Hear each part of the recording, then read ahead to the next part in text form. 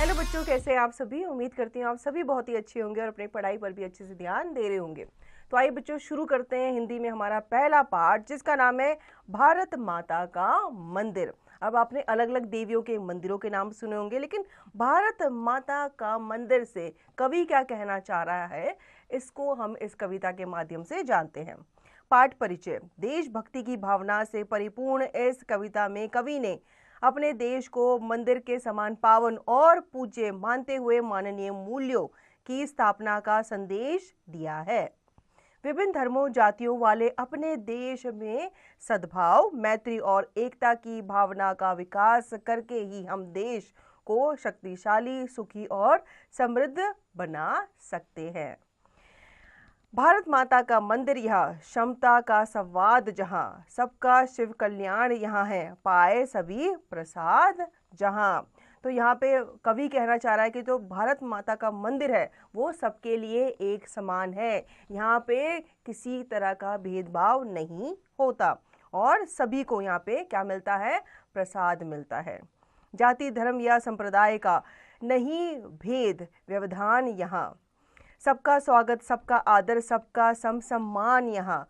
राम, रहीम, बुद्ध, ईसा का सुलभ एक साथ ध्यान यहाँ। भिन्न भिन्न भव संस्कृतियों के गुण गौरव का ज्ञान यहाँ। नहीं चाहिए बुद्धि वैर की, भला प्रेम उन्माद यहाँ।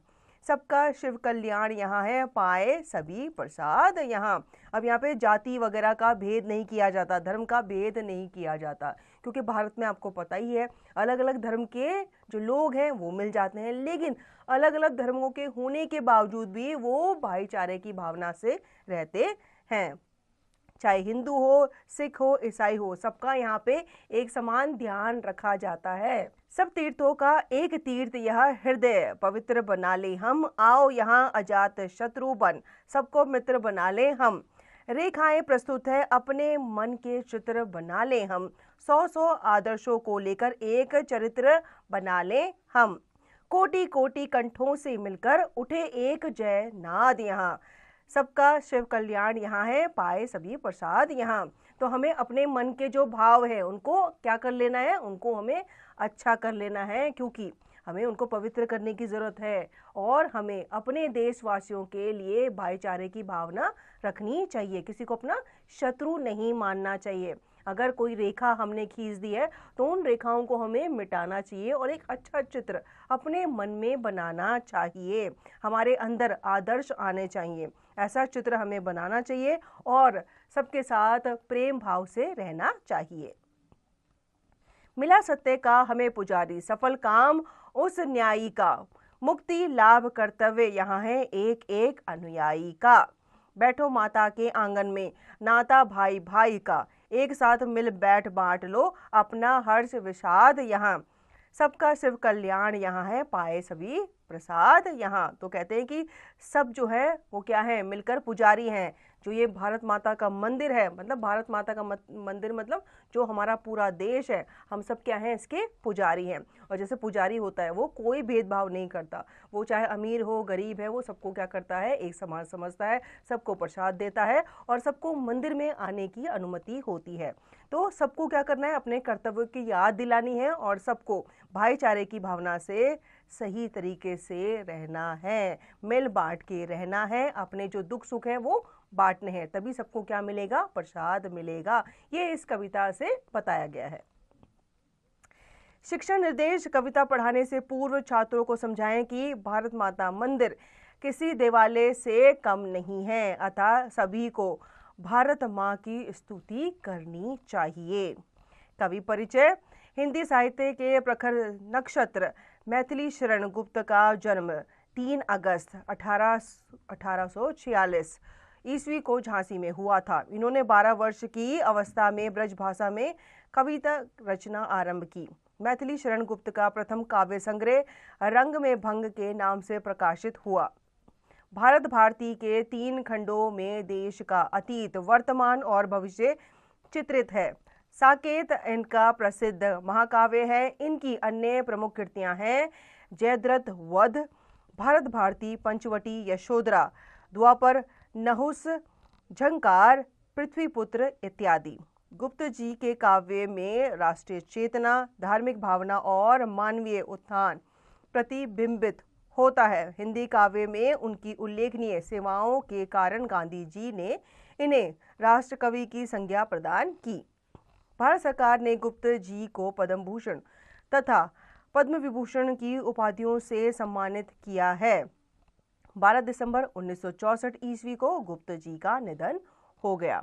तो ये जो कविता थी, इतनी सुंदर कविता हमने जो पढ़ी थी, ये लिखी गई है मैथिली शरण गुप्त जी के द्वारा, जो हमें बताते हैं कि ये जो हमारा भारत देश है उसे हमें मंदिर समझना चाहिए और सभी को इस भारत माँ की स्तुति करनी चाहिए और सभी भारतवासियों के साथ प्रेम भाव से रहना चाहिए। शब्द पोटली, क्षमता का अर्थ होता है समानता, इक्वालिटी, व्यवधान का अर्थ होता है रुकावट, ऑब्स्टेकल, भव का अर्थ होता है संसार, वर्ल्ड, वैर का अर्थ होता है दुश्मनी, एनिमिटी, उन्माद का अर्थ होता है मस्ती, फ्रेंजी, अजात शत्रु का अर्थ होता है जिसका कोई शत्रु ना हो, a person who has no enemy, कोटि अर्थात करोड़ों, करोड्स, अनुयायी पीछे चलने वाला, फॉलोअर्स, और विषाद का अर्थ होता है दुख, जिसे हम सैडनेस भी कहते हैं। अब हमने कविता पढ़ ली है, अब इसका अभ्यास कार्य भी हम देख लेते हैं। बातचीत कीजिए। कविता के माध्यम से कवि ने राष्ट्रवाद की भावना को कैसे उजागर किया है। तो बच्चों ये आपको बताना है या इस पे आपको अपने विचार व्यक्त करने हैं। कविता में भारत की विविधता में एकता के संदर्भ में क्या संदेश दिया गया है। तो कविता में कवि कहना चाहता है कि भारत में अनेकों धर्म के लोग रहते हैं, लेकिन अनेकों धर्म के होने के बावजूद भी उनमें क्या है, एकता पाई जाती है। कविता में मातृभूमि के प्रति प्रेम का क्या महत्व है। तो क्या महत्व बताया गया है, ये आप बताइए बच्चों। भाईचारे की भावना इसमें बताई गई है। कविता के आधार पर एक आदर्श नागरिक के क्या गुण होने चाहिए। तो उसके अंदर दूसरे नागरिकों के लिए भेदभाव नहीं होना चाहिए, बल्कि प्रेम भावना होनी चाहिए। पाठ के बारे में सही उत्तर वाले गोले को रंगिए। ठीक है, अब आपको क्या करना है, जैसे आप पिछली कक्षाओं में करते हुए आए हैं, आपको सही गोले को क्या करना है, रंगना है। तो पहला प्रश्न है, भारत माता के मंदिर में किसे स्थान नहीं है, किसे नहीं है, वैर या शत्रुता को, आदर्शों को, मित्रता को या फिर पवित्रता को। तो आप क्लियरली समझ गए होंगे कि वैर या शत्रुता को यहाँ पे स्थान नहीं दिया गया है। अगर आपके मन में वैर है, अगर आपके मन में शत्रुता है, तो फिर आप मंदिर नहीं जा सकते या मंदिर में नहीं रह सकते। इसी प्रकार से आप बाकी प्रश्नों के उत्तर देंगे और सही विकल्प पर सही का चित्र लगाएंगे।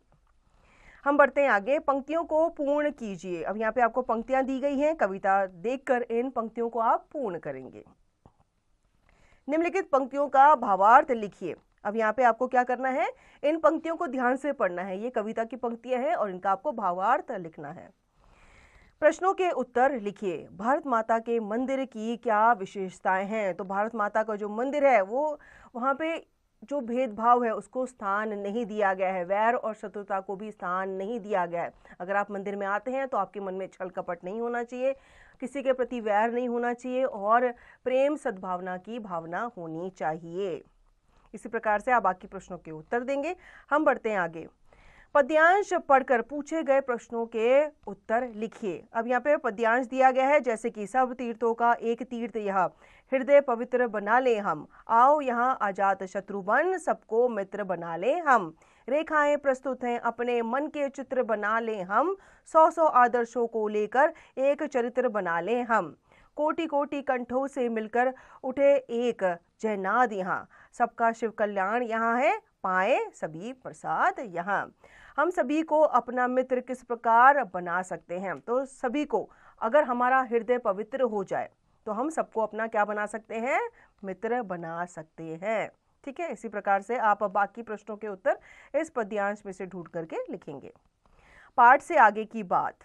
कविता के माध्यम से कवि ने नागरिकों में किस प्रकार का कर्तव्य बोध जागृत करने का प्रयास किया गया है। अब जैसे हमारे कर्तव्य हमारे घर के लिए होते हैं, तो वो कर्तव्य जो है वो हमारे देश के लिए भी हैं। अगर देश को हमारी जरूरत पड़ेगी तो हमें उसके काम आना है, तो ये हमारा क्या है, कर्तव्य बनता है। भारत माता के प्रति हमारे कर्तव्यों व सेवा का क्या महत्व है। ठीक है, अगर आप देश के लिए कुछ करेंगे तो देश भी आपके लिए कुछ करेगा। अगर आप सोचेंगे कि ये मेरा काम नहीं है, ये किसी और का काम है, ये सरकार का काम है, तो फिर आपका कल्याण नहीं हो पाएगा। इस कविता में समाज व देश के प्रति उत्तरदायित्व की भावना किस तरह दिखाई देती है। अगर आप सबके साथ भाईचारे की भावना से रहेंगे, किसी के लिए मन में आपके वैर नहीं होगा, शत्रुता नहीं होगी, तो यही आपका उत्तरदायित्व बनता है देश के लिए। क्योंकि जैसे देश होता है वो हमारी भारत माँ होती है, जैसे हमारी माँ होती है ना, अगर हम लड़ते हैं आपस में भाई बहन तो माता को दुख होता है। तो हमारा भारत माँ भी यही चाहती है कि जो देश के वासी हैं वो प्यार प्रेम से रहें। अगर हम शत्रुता करेंगे, लड़ेंगे एक दूसरे से, तो दुख किसको होगा? हमारी भारत माँ को होगा। भाषा के रंग। हिंदी भाषा में शब्दों को 3 आधारों पर बांटा गया है। स्रोत या उत्पत्ति के आधार पर, तत्सम, तद्भव, देशज विदेशी शब्द, रचना या बनावट के आधार पर, रूढ़ यौगिक योग रूढ़ शब्द, प्रयोग या व्याकरण के आधार पर विकारी या फिर अविकारी शब्द। जो संस्कृत शब्द ज्यों के त्यों हिंदी में प्रयुक्त होते हैं उन्हें तत्सम शब्द कहते हैं। तो अब आपको क्या करना है? कविता में से तत्सम शब्द ढूंढकर लिखने हैं। तो जैसे यहाँ पे प्रेम दिया गया है तो आप बाकी शब्द भी ढूंढ सकते हैं, जैसे कंठ लिख सकते हैं, आप विविधता लिख सकते हैं। ठीक है, इस प्रकार से। अगला है विलोम शब्द लिखिए। तो विलोम शब्द होता है उल्टे अर्थ वाले शब्द। धर्म का हो जाता है अधर्म, आदर का हो जाता है अनादर। इसी प्रकार से आप बाकी शब्दों के विलोम शब्द यहाँ पे लिखेंगे।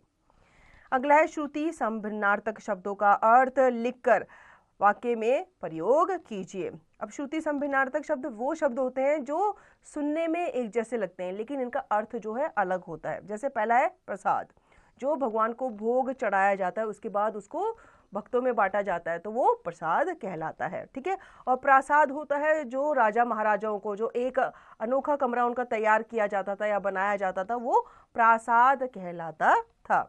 इसी प्रकार से आप चित्र और चित इन शब्दों के आप अर्थ बताएंगे।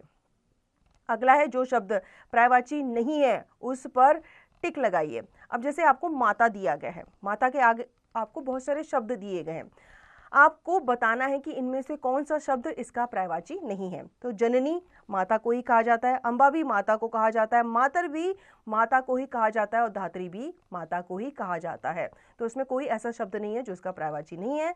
ठीक है, अगला है शिव, पवनपुत्र, आशुतोष, महेश, महाकाल। तो शिव जी को आशुतोष भी कहा जाता है, महेश भी कहा जाता है, महाकाल भी कहा जाता है। सिर्फ उन्हें पवन पुत्र नहीं कहा जाता। पवन पुत्र किसे कहा जाता है? हनुमान जी को कहा जाता है। तो आप इस पर टिक लगाएंगे। इसी प्रकार से आप बाकी के जो 2 शब्द हैं इनके आगे जो शब्द दिए गए हैं उसी पे आपको टिक लगाना है जो इसका पर्यायवाची नहीं है। बच्चों की सभा, सामूहिक गतिविधि। अपने मनपसंद देशभक्ति गीत का एकल या समूह गायन प्रार्थना सभा में कीजिए। अब आपके स्कूल में असेंबली होती होगी, आपको क्या करना है? ये जो देशभक्ति गीत है, कोई भी देशभक्ति गीत आप चुन सकते हैं और उसको समूह गान यानी कि आप ग्रुप में गा सकते हैं, एकल यानी कि सोलो अकेले भी गा सकते हैं। देश प्रेम संबंधी अपनी भावनाओं की अभिव्यक्ति करते हुए एक सुंदर व आकर्षक ग्रीटिंग कार्ड बनाइए। तो आपको ग्रीटिंग कार्ड बनाना है देश प्रेम संबंधी अपनी भावनाओं पे।